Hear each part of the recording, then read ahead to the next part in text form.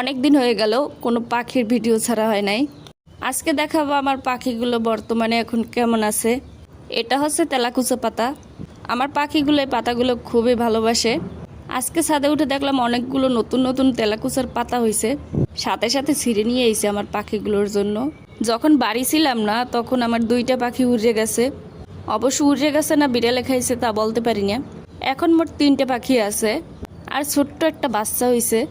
এখন 4টা পাখি 4 রঙের। তোমরা দেখতেই পাইতেছো আমার পাগলা পাখিগুলোতে কিভাবে খাইতেছে। ওদের কাছে তেলাকুচার পাতা খুবই মনে হয় ভালো লাগে। এমনি খাবার রেখেও এইগুলো অনেক শান্তিতে খায়। এই যে পাখিটা দেখতে পাইতেছো, এইটা আমার পাখির ভিতর সবচেয়ে রাগী। ও রাগ করলে কিন্তু খুবই ভয়ঙ্কর। একবার তো খাবার দিতে দেরি হয়েছে, মেল পাখিটাকে মেরে ফেলেছে তারপর। আর এই যে দেখো আমাদের কিউট বাবু, সাদা আর একটু নীল রঙের হয়েছে। মাশাল্লাহ খুবই সুন্দর পাখিগুলো, তাই না?